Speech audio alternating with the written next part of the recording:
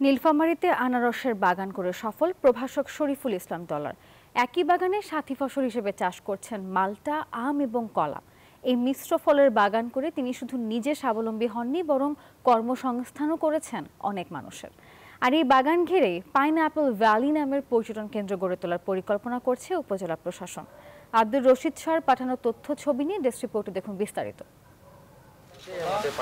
প্রভাষক শরীফুল ইসলাম ডলার শিক্ষকতার পাশাপাশি আনারসের বাগান করে সফল হয়েছেন তিনি। নীলফামারীর ছোট সুন্দর খাতা গ্রামে ২১ বিঘা জমিতে তিনি আবাদ করছেন ক্যালেন্ডার আর MB2 জাতের আনারস।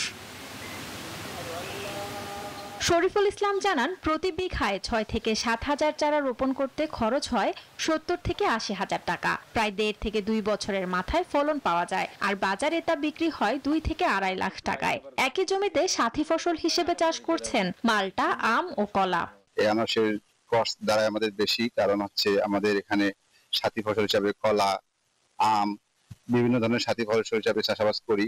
মিশ্র ফলের বাগান করে তিনি শুধু নিজে স্বাবলম্বী হননি, কর্মসংস্থানও করেছেন অনেকের।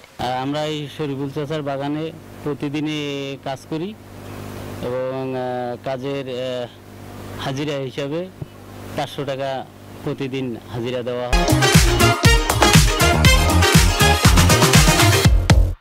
হয়। আমরা কাজ করি, ৫০০ টাকা হাজিরা পাই, বউল বাচ্চা নিয়ে সংসার চালাই।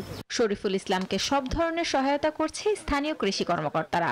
জেলা ও উপজেলা কৃষি সম্প্রসারণ অধিদপ্তর জানায়, তারা নিয়মিত পরামর্শ ও তদারকি করছে। একদিকে আমরা শুধু না, সাথী ফসল এখানে কলা চাষ করা হয়েছে, সেক্ষেত্রে বাড়তি যে সময়ের যে একটা খরচ, সেটা এই কলা থেকেই কৃষক পেয়ে থাকে।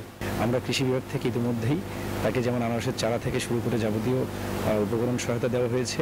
এর সাথে সাথে আমাদের উপসহকারী কৃষি কর্মকর্তা প্রতিনিয়ত এই বাগানে দেখভাল করে আসতেছে।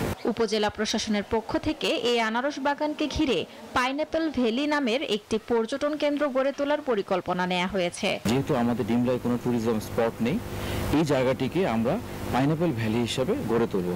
এই জন্য ইতিমধ্যে আমাদের কৃষি সম্প্রসারণ অধিদপ্তরের আওতায় উপজেলার কৃষি অফিসার যাবতীয় সহযোগিতা ওনাকে করছেন, এবং একই সাথে উপজেলা প্রশাসন ডিমলা থেকে ওনাকে সর্বোচ্চ সহযোগিতা করা হচ্ছে। নীলফামারীতে পাইনঅ্যাপল ভ্যালি পর্যটন কেন্দ্র গড়ে উঠলে কৃষির পাশাপাশি অর্থনীতির অন্য খাত সমৃদ্ধ হবে বলে মনে করছেন স্থানীয়রা।